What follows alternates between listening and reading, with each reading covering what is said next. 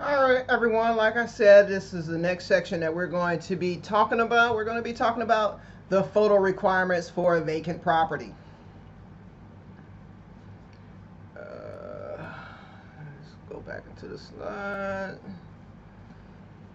All right, so when we talk about your photo requirements, we talked about your photo requirements early on. Okay, now with your vacant properties, you are required to take more photos. Okay, I kind of briefly went over doing a vacant the photos that were required for a vacant property. So now we're going to dive into detail about some of these photos that's required. All right, so you have four core photos that are always required. Okay, that is with any property. That is your front photo of the property. That is your address verification. That is the street sign and your street scene photos. Okay, those are the required photos on every inspection. Now, with a vacant property, this is a list of different things that you're going to have to photograph as well, like the left and right side of the house, the rear of the house, the roof, if you find it to be damaged in some kind of way, or tarp, detached garages, AC units, a supporting photo where you're taking a photo through a window to prove that a property is vacant, your vote stick. We talked about vote sticks early on, about the kind of tools that you may need to perform these kind of inspections. You're going to document if there's any exterior debris. You're going to check your utilities, okay? You're going to check for damages. You're going to make sure there's a first-time vacancy or vacancy postings note posted, all right? A vacancy certification form, outbuildings, swimming pools, violations. Guys, there is a ton of photos that you're going to have to take, you know.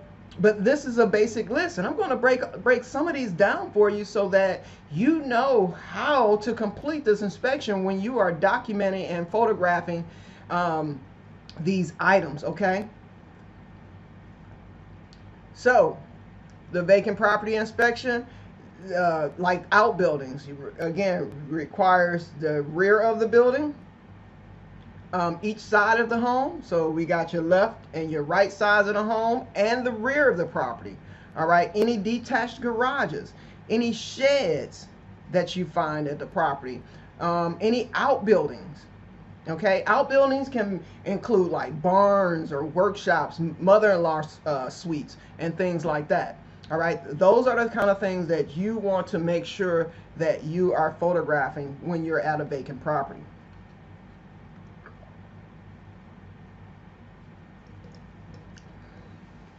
All right, now if you get it to a vacant property, we also check to see if the property is secured or not. Okay, so sometimes preservation crews have been out there and secured the property, and you'll find locks like this, a padlock in place that is actually securing the door from being opened. Okay, we take photos of those padlocks. Okay, if you have anytime there's a padlock securing a location that you need to access, or that you are told to see if it's secure or not, just make sure that it is secured and photographed like the padlocks that's in place. Again, we check to see if there's any debris left behind. This is a photo of a property uh, that they threw out a bunch of their stuff because they were moving out or getting, they had to leave the property. So this is a lot of stuff that was left behind, and they left it right at the curb. These are the kind of things that, if it's at the curb, around the property, if you can see it inside the property while you're outside, these are kind of things that you want to document to see if there's any debris, and take a photo of it so that they can see how much debris is left behind at that property. All right. Let's talk about gates. When you need to get into a backyard of a property, but you can't because the gate is locked, you know. It has a chain around this gate, you know. So what you want to do is you want to document that you cannot access the backyard. Take a picture of the chain and the lock gate. Take a picture of the lock gate, okay? So that you can prove that you cannot access the backyard or wherever else that you needed to access in order to complete your inspection.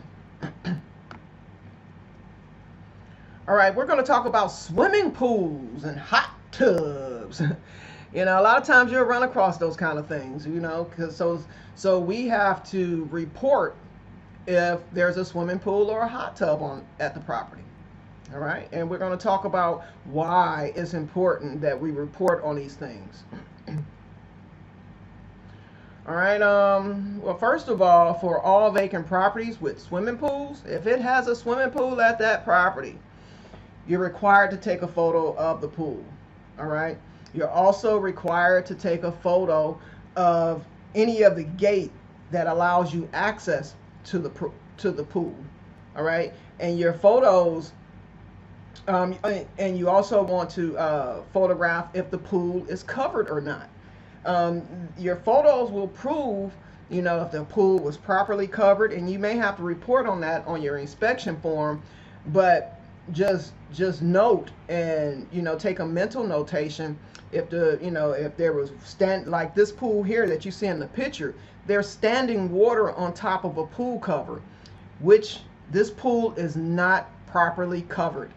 Okay, so your pictures will tell a story. Your pictures will show them the current condition of any pools, any hot tubs, the current condition of whatever you are photographing, to be honest.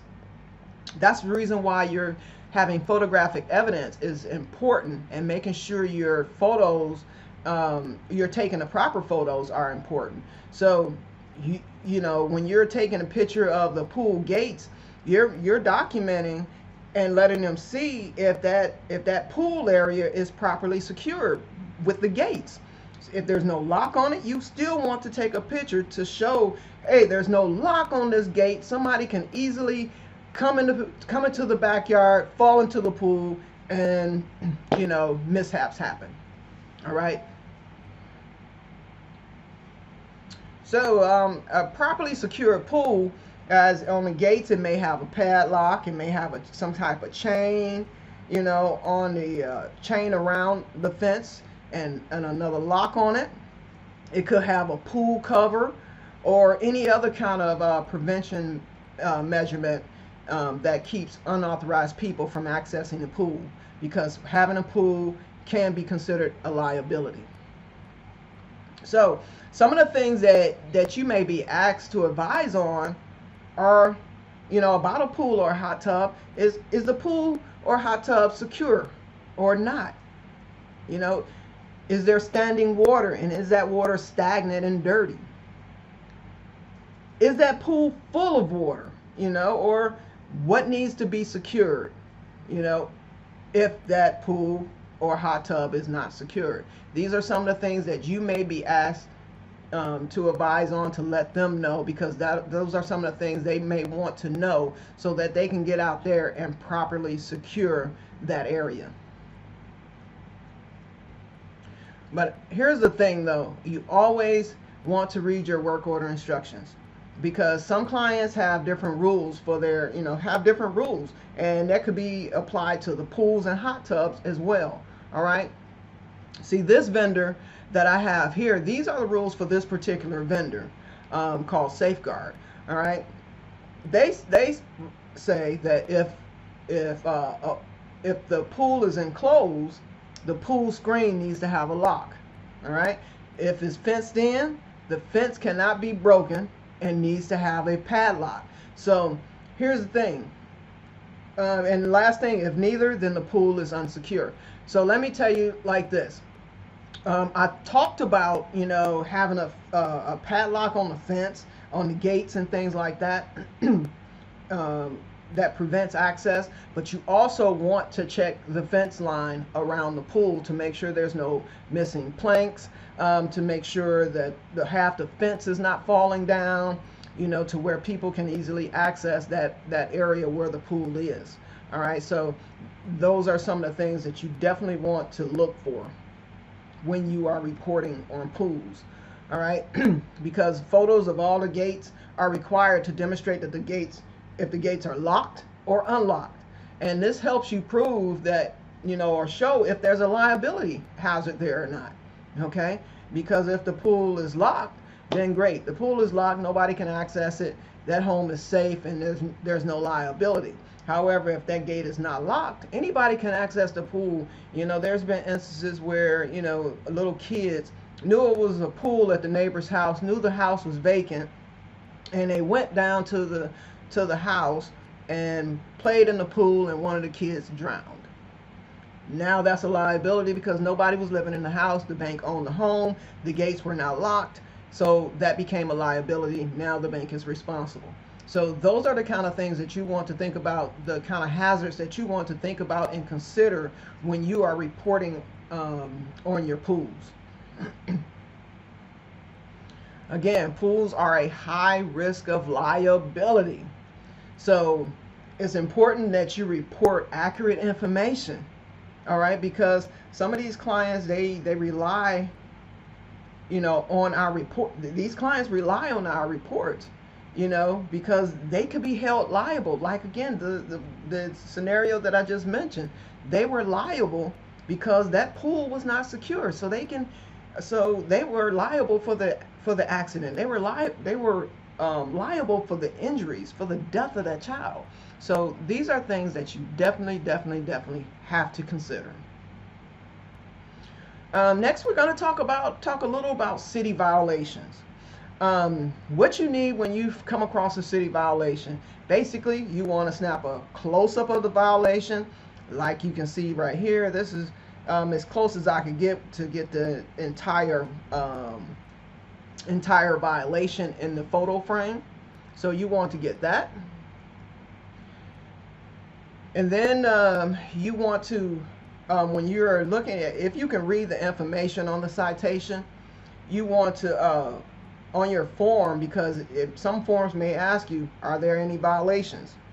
If you press yes, it'll bring down another drop down, or it has an area where you can input some of the information that may be required. And some of the information that may be required would be for you to include like the date of the violation, any phone numbers, and any point of contact. So a lot of those things, that's the reason why there's a business card you see there, because that is the point of contact and everything, and that is all the contact information. And it's usually either on the business card or the paper citation like that. And so the other things that you want to document is, why was the violation given? Was it because the grass needed cut? Was it because the debris was visible and needs to be removed? Is it because the property is not secure? So they'll tell you on the violation, if you can see the full violation there, down towards the bottom, or not towards the bottom, but on the form itself, it's usually check mark on why that property got a violation. So those are the kind of things that you're going to have to report on.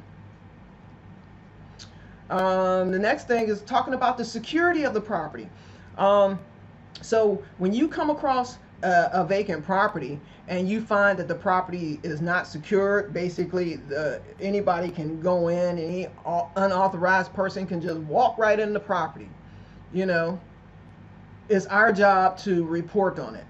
Okay, so especially if it's not an interior inspection, some clients may want you to try to secure the property.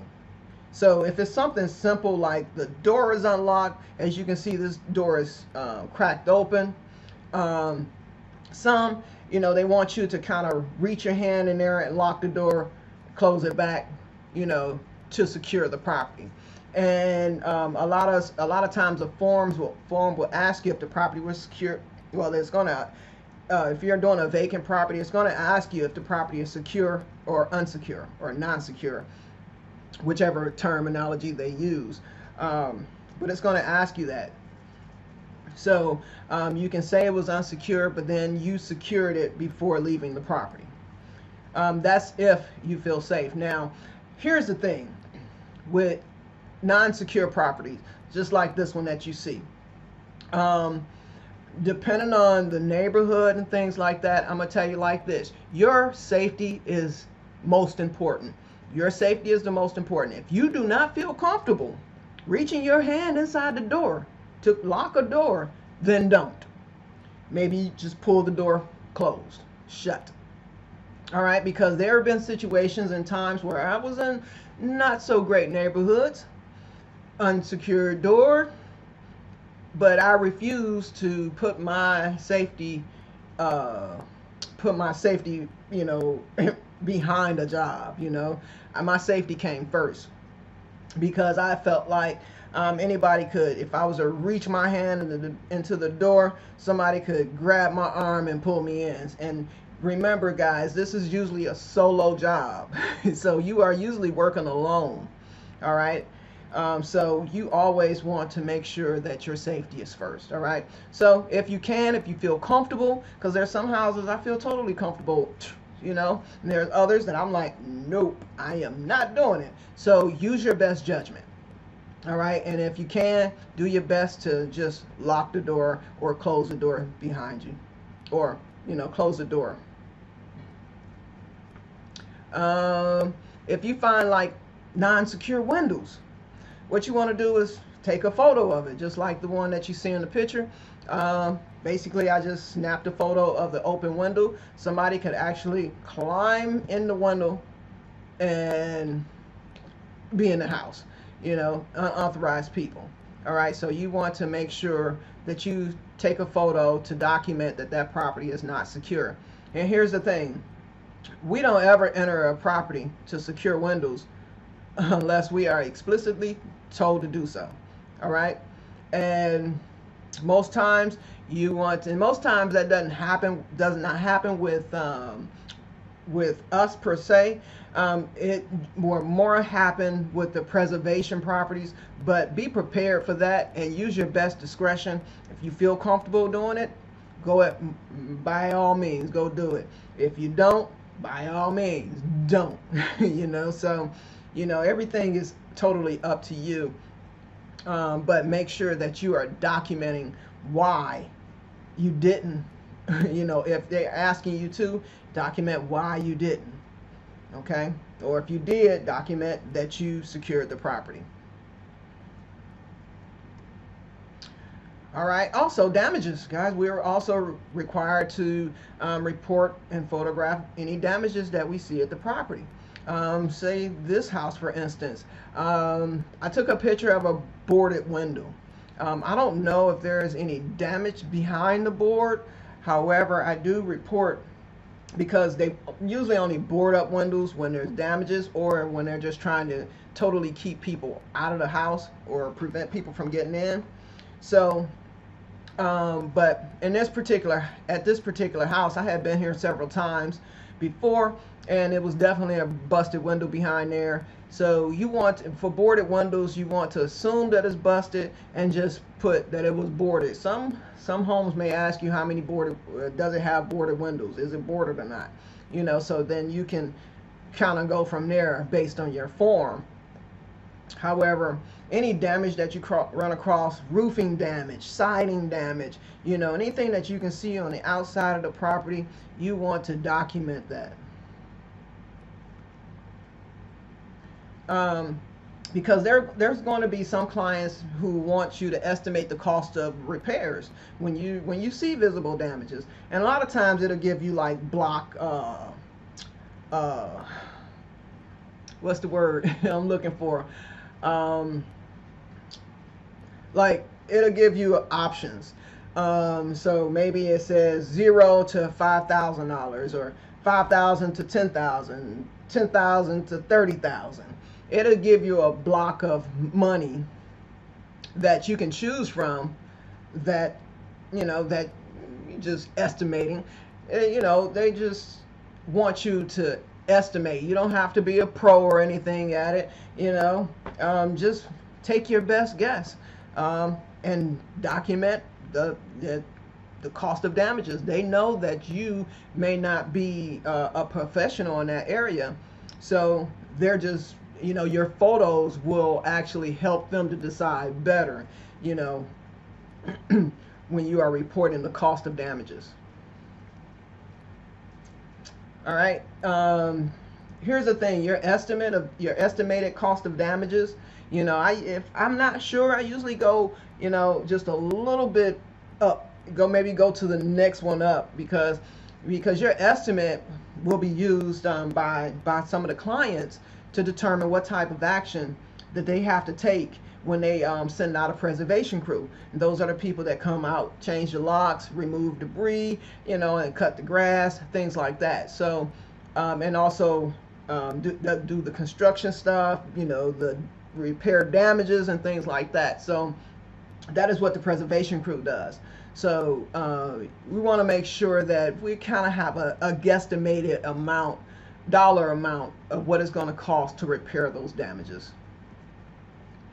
So most of the reported damages that you're going to report on, they're going to fall up under some of these categories. So you're more than welcome to take a look at fire, water damage, storm damage, freeze damage. Freeze, maybe it has a busted pipe, maybe it has a leaking roof, or, and I would say roof leak if it had a tarp on it. Maybe the siding was discolored. Maybe there's a lot of neglect that you see at the house. Vandalism, maybe somebody kicked in the door, or threw a rock through a window. Hurricane damage, hail damage, all these, natural damages, hail, tornado, wind, mud, landslide, boiler explosions. Some of these I've never really used before, but these are some of the categories that that where you're reporting damages may fall up under. Okay, because the reason why I say that, because they may ask you, was it neglect, was it from vandalism, was it water damage, things like that. So just have a general idea of what caused the damage, or what you think may have caused the damage. All right, so that does it for the photo requirements here. Basically, our next section, we're going to talk about the first time vacant. All right, so we'll jump back into that just shortly.